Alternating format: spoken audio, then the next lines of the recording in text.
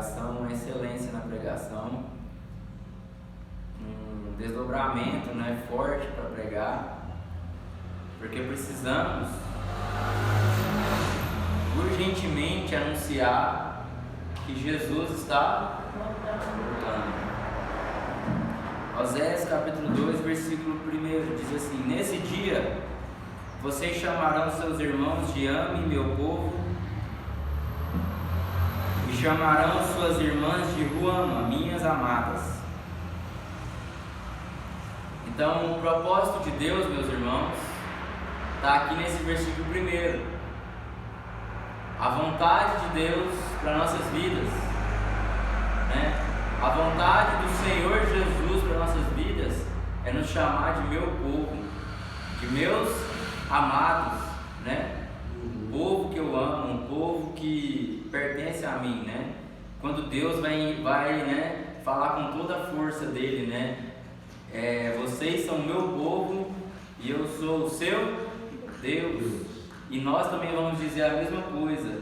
O Senhor é o nosso Deus e somos o seu povo. Então nós pertencemos a Jesus, e sendo que nós somos de Jesus, nós temos uma vida nova. Quando fala nova criatura, quer dizer que você começou de novo. Você é uma nova pessoa, um novo coração, um novo tipo de ser. Você não é mais semelhante ao mundo, que é desgarrado, descontrolado. Você é igual a Deus agora, no sentido de que você busca ser semelhante ao Senhor, porque Deus pede: sejam santos como eu sou santo. O ser igual a Deus é no seu ser, porque tem gente que pode dizer assim: o pastor falou ser igual a Deus. Não é no sentido da gente ser todo poderoso como Deus, não. Eu estou falando no sentido de sermos um povo santo, um povo que ama, um povo que vive na verdade, como Deus vive, e Ele quer que nós vivamos dessa maneira, né? Deus quer que nós sejamos santos. E eu achei interessante na pregação de ontem que eu estava escutando, porque fazia tempo que eu não escutava uma pregação assim tão com autoridade, sabe? Do jeito que eu gosto de ouvir, sabe? Assim, uma palavra assim que usa da palavra de Deus de uma forma simples e verdadeira. E ele falando assim, esse pastor: eu não entendo porque aqui no Brasil as pessoas na hora do culto levantam e saem. Isso é pecado, porque estão ignorando a voz de Deus, estão ignorando, não sabem onde eles estão. E eu achei muito interessante ele falar assim: que Deus vocês servem? Que Deus os brasileiros conhecem? É um Deus que você faz tudo o que quer na frente dele, você pede tudo o que quer? Que Deus é esse? Que você chega na casa dele na hora que quer, sai na hora que quer? Então eu achei muito interessante isso, ele falando assim: vocês sabem um Deus que vocês estão adorando? Vocês sabem que precisam orar? Porque se vocês não orarem, vocês não vão conseguir resolver nada na vida. Vocês sabem que vocês têm que ouvir a palavra de Deus e viver, porque se vocês não viverem essa palavra, nada vai acontecer na vida de vocês. Então, aqui nesse texto, vão ser acusações contra a esposa infiel. Mas quem é essa esposa infiel? Está falando de Israel, está falando da igreja, está falando de toda a humanidade. Aqui você pode separar de diversas formas, porque a palavra de Deus é viva e eficaz e corta pelos dois lados. Então essa palavra aqui tem uma interpretação. Aqui está falando para o povo de Israel, mas nós podemos pegar isso aqui para uma pessoa individual, uma pessoa que está sendo infiel contra Deus. Aí você, no caso, é a esposa infiel. E quem é a esposa infiel? Aquele que conhece a Deus e o deixa. Ao conhecer a Deus, ao ouvir a palavra de Deus, o deixa e o abandona e o trai. Às vezes você não abandona a Deus, você está na casa de Deus, mas você está traindo Deus o tempo todo. Como que você trai Deus? Amando os prazeres da vida de forma errada. Quer dizer, amando tudo menos o Senhor, que é o dono dos prazeres. E eu acho muito interessante que nesse texto de Oséias fala assim: vocês não sabem que foi eu que te dei o ouro, a prata, o vinho, o trigo, foi eu que dei para vocês. Por que vocês pegam isso tudo e vão adorar Baal? Nossa, meus irmãos, essa mensagem é muito poderosa, porque Deus fala para nós, né? Por que vocês recebem tanta graça, tantas bênçãos, tantas palavras preciosas do Senhor e jogam tudo na lama? Igual os porcos, né? Você joga a pérola para os porcos, o que eles vão fazer com as pérolas? Vão pisar, brincar com as pérolas, comer elas. É isso que acontece com as pessoas que não creem, que não amam ao Senhor. Eles pegam uma palavra preciosa dessa e jogam fora. Ou então vem para a igreja, lê a Bíblia só no dia que vem para a igreja, e nos outros dias não medita, não lembra das Escrituras. Porque às vezes você pode estar num lugar sem Bíblia, mas mesmo assim você pode ter a Bíblia no coração e estar meditando nela, pensando nela o tempo todo. Então eu achei interessante também da pregação do pastor lá ontem, eu gosto de compartilhar isso. Eu amanheci contando isso, enchendo a cabeça da Camila com essas coisas. Que ele falou assim: meus irmãos, eu estou criticando vocês. Eu não estou falando mal dos brasileiros, eu estou criticando aqui a igreja brasileira, mas eu estou criticando vocês, não é porque eu não gosto de vocês. Eu estou criticando para apontar o pecado, para apontar o erro, aonde vocês estão errando. Ele falou muitas coisas que a gente está errando, mas ó, para você ver, a palavra de Deus aqui vai falar também: acusações contra a esposa infiel. Quantas coisas vocês estão errando? E ele falou assim: eu estou falando essas coisas para que vocês possam se arrepender e buscar o Senhor de verdade. E outra coisa, além de se arrepender, ele falou assim também: eu falo isso porque eu amo vocês. Vocês acham, meus irmãos, Jesus não é assim? Ele não falava para as pessoas o que elas estavam errando? Em certos momentos ele não precisava falar, porque Jesus, ele é muito sábio, ele é o Deus da sabedoria, ele é o Deus que criou a sabedoria e o conhecimento.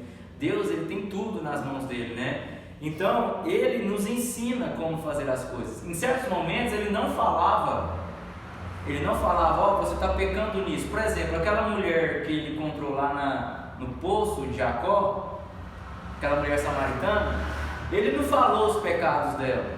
Ele só fez perguntas para ela e pediu algumas coisas para ela. E como ela não tinha, ela percebeu que faltava alguma coisa. E ela percebeu que a vida dela estava uma miséria, sem ele apontar pecado nenhum. Ele só falou assim: como que está seu casamento? É como perguntar assim para você: como é que está a sua vida? Você está feliz? Você não apontou pecado nenhum, você só mostrou uma realidade para a pessoa. E ela vai pensar. E aí Jesus vai falar: eu tenho a solução. E a partir daí a pessoa abandona aquela vida dela para seguir a Jesus, porque sabe que Ele é a solução. Então, meus irmãos, nós devemos prestar muito atenção na palavra do Senhor que nós estamos lendo. Sabe como que o povo ouviu a palavra de Deus e se arrependeu e chorou ao ouvir a palavra do Senhor? Sabe como que foi? No tempo de Esdras e Neemias, Esdras subiu vamos dizer assim, tipo que um palanque, tipo que um lugar que eles montaram alto, um altar alto assim, e foi lá para cima, tipo um púlpito, e começou a ler a palavra de Deus toda. E ficaram, acho que mais de dia, né?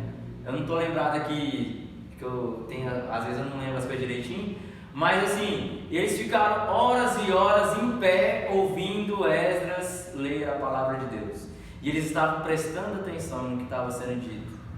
E esse prestar atenção é dar ouvidos ao que Deus está falando. E ao ouvir a palavra de Deus, não tem como você não entender. Na verdade, as pessoas entendem, só que tem um problema. Umas pessoas amam a palavra do Senhor, algumas pessoas amam a palavra do Senhor, outras rejeitam.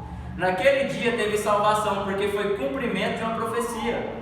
O próprio Oséias fala que o povo teria que voltar. O povo seria espalhado, mas eles voltariam. Judá e Israel voltariam a estar juntas, adorando ao Senhor. E isso aconteceu, elas juntas estavam louvando e adorando ao Senhor naquele dia. E em outras oportunidades também. Vocês já viram falar do rei Josias? Com 8 anos de idade ele começou a reinar, porque na época dele tinha muita conspiração contra os reis. O pai dele com certeza morreu cedo. Então, eu não me lembro como que se sucedeu, mas eu sei que com 8 anos de idade ele começou a reinar. E lá mais tarde um pouco, ele descobriu a palavra de Deus. Umas pessoas lá do seu reino, servos dele, encontraram a palavra de Deus lá no meio do templo, em algum lugar lá escondido, e trouxeram para ele e leram para ele. E ele começou a ouvir aquela palavra, ele começou a ver: nossa, está tudo errado aqui em Israel, aqui em Judá, está tudo errado, nós precisamos consertar as coisas. A primeira vez quando eu comecei a ler a Bíblia de verdade, quando eu comecei a ler muito, eu parei para pensar assim: nossa, mas Deus é bravo mesmo, né? Nossa, mas Deus é poderoso. Nossa, mas as pessoas estão sem fé, né? Porque Jesus falou que a gente precisa ter fé. Eu achei aquilo interessante, muito interessante, porque quando a gente se encontra com Jesus de verdade, a gente se transforma, né? Porque Deus provoca em você, o que você estava fazendo, você larga.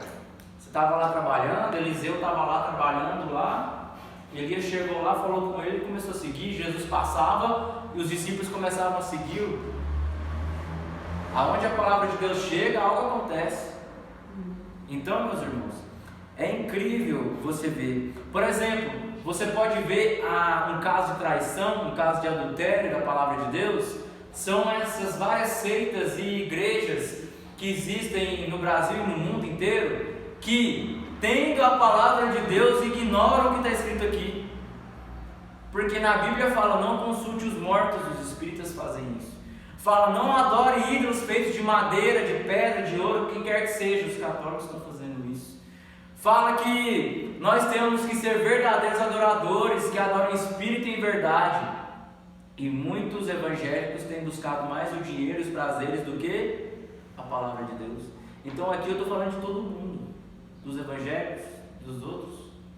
E o que importa na verdade? O que importa é sermos de Jesus, sermos do Senhor. O que estratégia, o que denominação nós somos? De Jesus.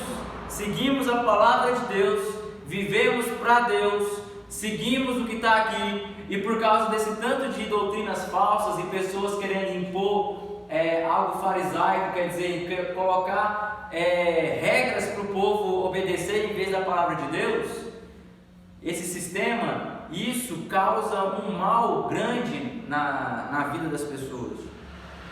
Você pode ver que por causa disso as pessoas ficam escravizadas, e João falou: não deixe que ninguém vos ensine, deixe que o Espírito Santo ensine vocês. Por causa disso que João falou, ele ficou com medo, porque, tanto de doutrinas falsas, na época de João tinham doutrinas tipo assim, Jesus não veio em corpo. O que as pessoas viam era só um espírito, era uma coisa não real, você não podia pegar nele de verdade. Ele não veio como um ser humano de verdade. Então na época de João, apóstolos de Jesus já tinham doutrinas erradas assim, ou falavam assim: não, vocês têm que voltar a viver os costumes de Israel de antes da nova aliança. Quer dizer, quando Jesus morreu por nós, ele já fez todo o sacrifício por nós. Ele é o Cordeiro de Deus que tira o pecado do mundo. Não precisa mais você levar cordeiro para o templo. Ou será que hoje em dia eu tenho que falar para o Vitor: Vitor, vai lá buscar um bezerrinho para trazer para a igreja, porque a gente tem que sacrificar ele pelos seus pecados? Precisa fazer isso hoje? Não. E o povo que lá naquela época queria voltar às antigas práticas. E João também tinha que falar com esse povo. E às vezes a gente pensa assim: não, todo mundo está certo. Não. O próprio Paulo advertiu o seu irmão na fé, apóstolo Pedro, porque ele estava meio que não querendo sentar junto com as pessoas que não eram judias, que não eram do povo judeu. Então, A gente não pode fazer acepção de pessoas. O próprio Paulo também errou em algumas circunstâncias. Ele mesmo confessa, porque as pessoas pensam que todo mundo é perfeito na Bíblia, idolatra as pessoas. Ele mesmo falou: aquilo que eu quero fazer, eu acabo não fazendo. Aquilo que eu não quero fazer, eu acabo fazendo. E ele falou que por causa de tão grandes coisas que ele viu, e que podiam encher ele de alegria e orgulho, ele falou assim: por causa dessas coisas, Deus permitiu que um espinho viesse, um espinho na minha carne, quer dizer, uma coisa que o incomodasse, algum tipo talvez de enfermidade que o incomodasse, que o deixasse triste, às vezes, mas era para ele lembrar. Por exemplo, por que Jesus, mesmo tendo muita fé, ou possa crescer na fé, por que ele não me faz ver perfeitamente? Às vezes Deus te cura de tudo, cura um câncer, cura tudo, mas Ele deixa uma coisinha, só para você lembrar que você precisa continuar crescendo. Você precisa abaixar sua bola e achar que você não é um super-homem. Você é um ser humano falho, você envelhece, você precisa do Senhor a sua vida toda. Porque o diabo era perfeito, não era? Perfeito. A própria texto de Isaías descreve, Ezequiel também descreve como que ele era perfeito. Só que ele se deixou levar pelo orgulho. Talvez uma das coisas mais difíceis da gente combater na nossa vida é o orgulho. As coisas mais difíceis. Porque se você está bem com Deus, às vezes você começa a deixar de buscar a Deus como deveria antes, como você buscava antes. Então nós precisamos buscar o Senhor. Eu vou ler aqui agora. Eu comecei que eu já tinha falado que Deus quer que nós sejamos povo dele, povo amado dele. Já falei algumas coisas aqui que a gente vai estar lendo no texto. Eu vou fazer essa leitura aqui para os irmãos entenderem. Versículo 2: as acusações que Deus faz, e que os irmãos prestem atenção. Prestem atenção aí, Vitor, as acusações de Deus através de Oséias. Apresente acusações contra sua mãe. No caso aqui, meus irmãos, acusações contra sua mãe, está usando o exemplo da esposa de Oséias, que era prostituta, que Deus mandou ele casar com ela. Mas olhem que isso aqui serve tanto para a igreja, como Israel, como cada pessoa, como cada nação que abandona o Senhor. Aí, antes aqui de entrar aqui também, eu tenho que trazer uma palavra importante. As pessoas pensam assim: ah, mas é aqueles que nunca, o pai dele, o vô dele, o tataravô dele não conhecia a Deus, então eles não abandonaram a Deus, eles não traíram a Deus, porque eles já não eram de Deus. Aí eu vou voltar com vocês lá em Noé. Noé era crente, sua família não foi salva, e os seus filhos, a descendência dele se corrompeu. Adão e Eva não buscavam a Deus, e dos seus filhos não teve o Enos e Sete que invocavam o nome de Deus, e que buscavam a Deus, e cadê a descendência de Caim? Eles viram o que Deus fez com Caim, a punição de Deus contra Caim. Por que eles não voltaram para o Senhor? Então, todas as pessoas da terra se afastaram de Deus. Não tem ninguém para falar assim: ah, eu não conhecia a Deus. Tá, você não conhecia, mas seus pais, os seus tataravós já conheceram e abandonaram, e por causa disso você está sofrendo. Só que hoje nós temos a oportunidade de encontrar com Jesus novamente. Apresente suas acusações contra sua mãe, pois ela já não é minha esposa. Pensa Deus falar isso para você: você já não é minha noiva, você já não é o meu amado, você não é meu povo, porque você não está andando comigo, você está andando com o mundo. Pensa você escutar isso de Deus? Eu lembro de Jesus falando: apartai-vos de mim que eu não vos conheço. Não conheço vocês. Jesus conhece? Conhece, mas por que ele está falando não conheço vocês? Porque vocês não andam comigo. Vocês não andam comigo. E aqui ele diz: e eu já não sou seu marido. Digam-lhe que remova do rosto a maquiagem de prostituta e que tire as roupas que deixam os seios à mostra. O que Deus está falando aqui, meus irmãos? Digam-lhe que remova do rosto a maquiagem de prostituta. O que Jesus está falando? Tira da vida de vocês todo esse tipo de roupas e de costumes que vocês estão tendo e pensamentos que vocês estão tendo de prostituição. Arranca isso da vida de vocês. Se vocês quiserem ser salvos, arranca isso. Do contrário, versículo 3, do contrário, o que vai acontecer? Eu a deixarei nua. O que Deus está dizendo? Ele que nos dá a roupa, só que nós usamos a roupa que Deus nos deu, a vida que Deus nos deu, para prostituir, em vez de adorar o Senhor. Estamos amando o dinheiro, amando o mundo. Então Deus vai nos deixar sem vida, sem roupa, sem dinheiro, sem nada. Amém? Amém, Camila? É assim que Deus vai deixar as pessoas que não o buscam verdadeiramente. Vai deixar elas nuas. Não é igual a Adão e Eva, não. Adão e Eva buscavam ao Senhor naquela época. E depois que pecaram, teve que cobrir a sua nudez. Mas aqui a estar nu é no sentido de não ter vida. Adão e Eva, antes de pecar, eles tinham muita vida. Eles eram tão puros que eles nem percebiam essa questão de imoralidade, essa questão de maldade nas coisas. Eles não viam essas coisas. Só depois do pecado que eles começaram a ver. Do contrário, eu as deixarei nua, como no dia em que nasceu. Permitirei que morra de sede, como numa terra seca e desolada. Aí as pessoas vão perguntar assim: ué, mas por que Deus permite tanta maldade no mundo? Você quer a resposta? Está aqui nesse versículo. Vocês querem ler comigo? Vocês querem ver aqui? Porque vocês não abandonam o mundo. Olha o que acontece. Permitirei que morra de sede, como numa terra seca e desolada. As pessoas morrem no mundo porque não têm Jesus, porque não vivem com Jesus, porque não crescem com Jesus. Eu lembrei do pastor pregando aqui assim: existe vida de Deus em você? Existe uma vida nova em você? Ou você está do mesmo jeito? Você fala que crê em Jesus, mas cadê a vida em você? Cadê o ânimo? Cadê a dedicação em sua vida?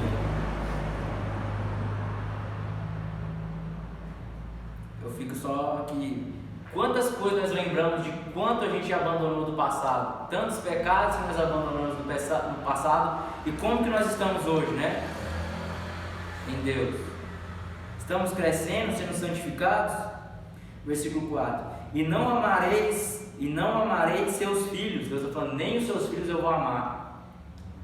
Pois foram concebidos em prostituição. Por isso, meus irmãos, nós temos que pregar a palavra para salvar essas crianças que estão sendo torturadas, abusadas, prejudicadas, que têm sofrido nesse Brasil afora e no mundo inteiro, crianças maltratadas, que estão sendo levadas à prostituição. Por culpa de quem? Quem vendeu esses filhos? Os próprios pais venderam seus filhos. E quando foi que eles venderam os filhos? Quando abandonaram o Senhor. Porque quem entrega seu filho para o diabo é quem abandonou a Deus. Aleluia. Vocês conseguem entender essa palavra de hoje? Versículo 5. Sua mãe é uma prostituta indecente que engravidou de forma vergonhosa. Disse: irei atrás de outros amantes e me venderei a eles em troca de comida e água, em troca de roupas de lã e de linho, em troca de azeite e de bebidas. Isso aqui é uma coisa muito interessante, meus irmãos.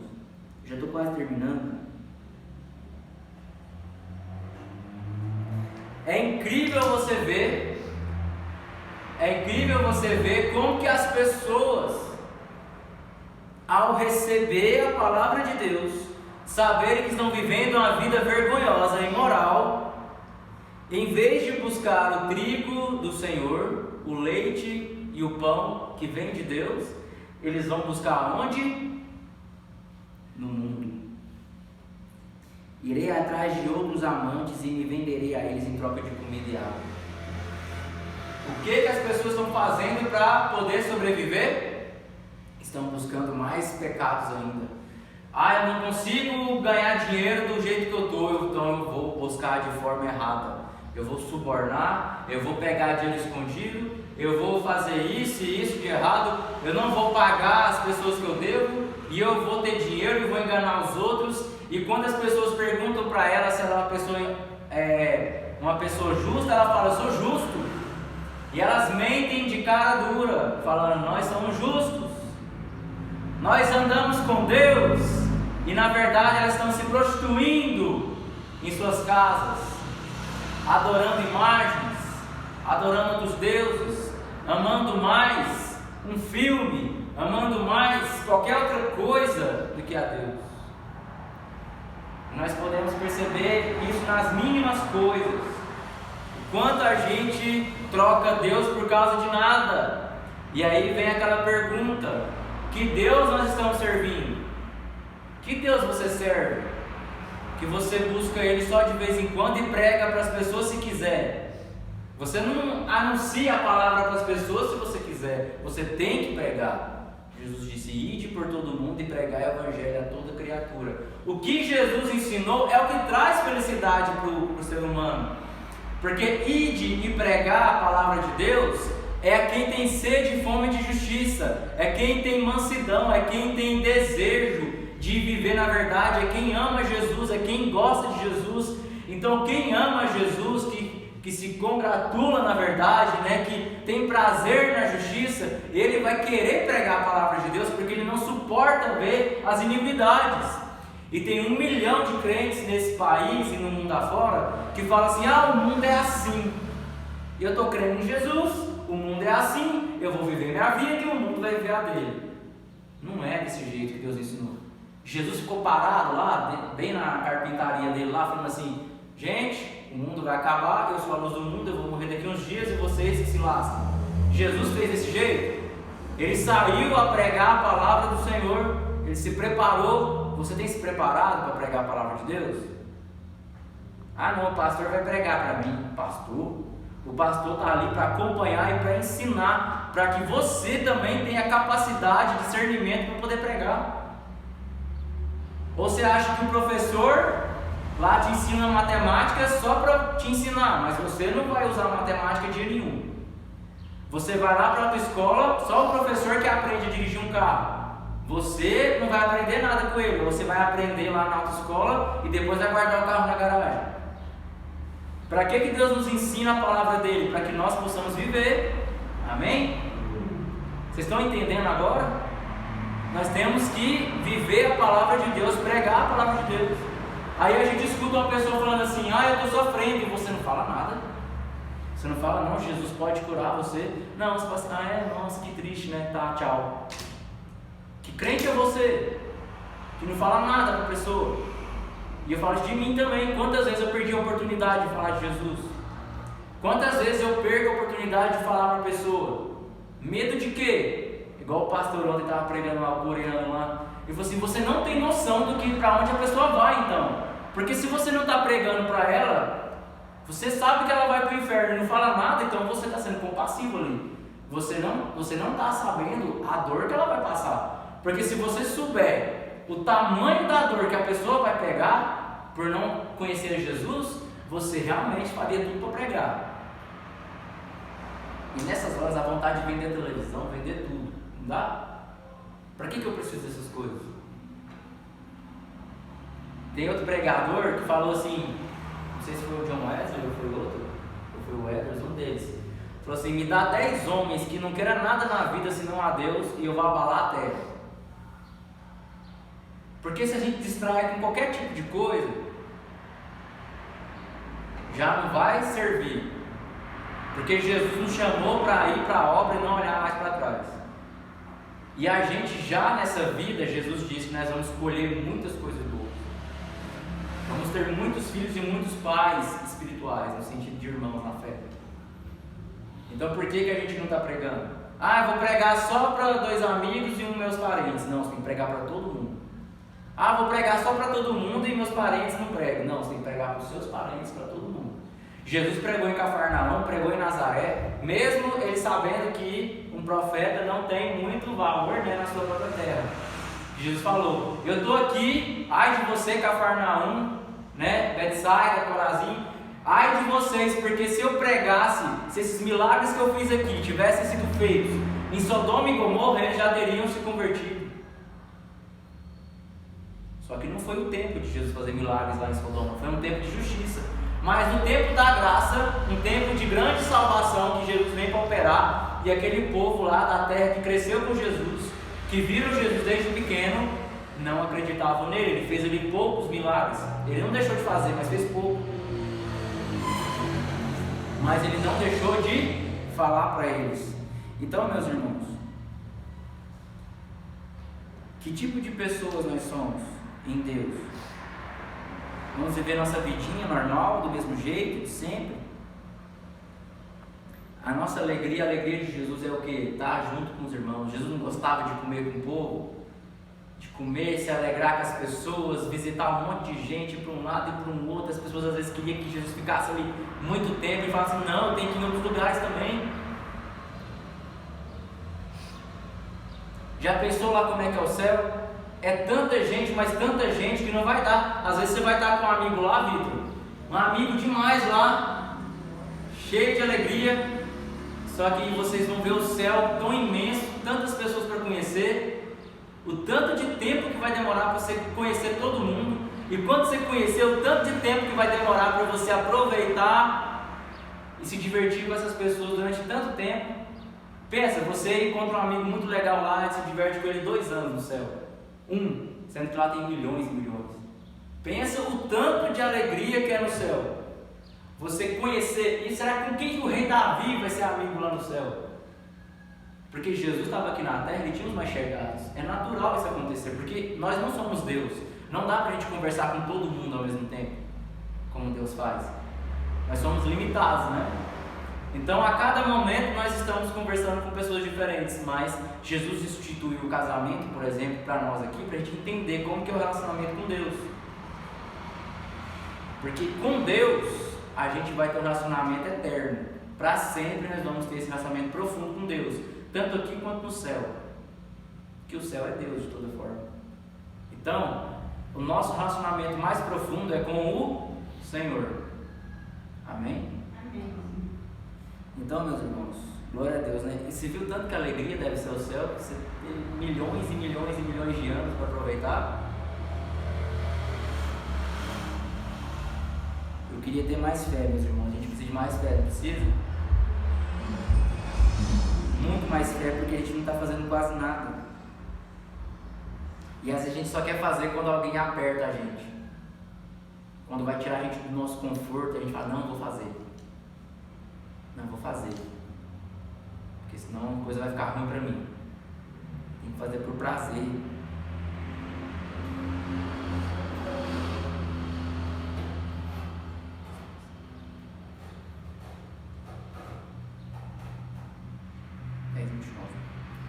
Então, meus irmãos, versículo 6. Por isso a cercarei com espinheiros, levantarei um muro à frente dela para fazê-la se perder em seu caminho. O que Deus vai fazer com aqueles que o abandonam? Versículo 6. Cercarei com espinheiros, levantarei um muro à frente dela para fazê-la se perder em seu caminho. Aleluia. Deus é poderoso ou não? Por que Ele está fazendo isso com as pessoas? Permite isso acontecer, que elas se percam em seus caminhos, porque elas não querem a vida. Jesus é a vida. Se você não quer Jesus, você está querendo o quê? Amém? Vou terminar isso aqui. Se meu pai deixar, eu continuo essa pregação lá na Igreja da Redenção hoje. Ainda tem do 7 até o 13.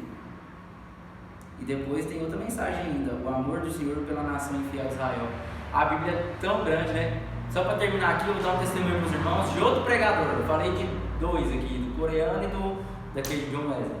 Tem outro, Charles Haddon Spurgeon, príncipe dos pregadores. Converteu jovenzinho. Eu vi a biografia dele, um pedacinho lá ontem. Ele começou a pregar, estudou, né? Tal, foi começar a pregar numa igreja pequena.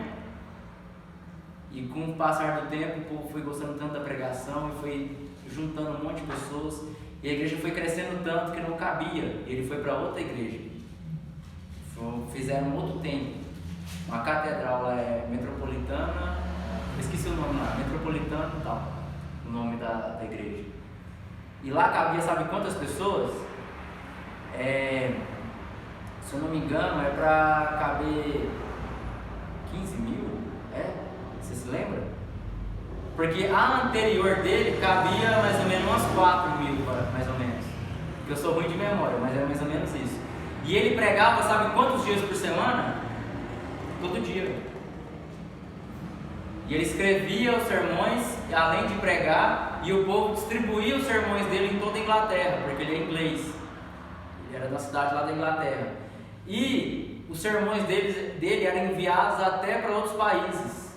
Depois que ele morreu, o povo ainda não tinha conseguido escrever, arrumar tudo que ele já tinha escrito para poder divulgar para as pessoas.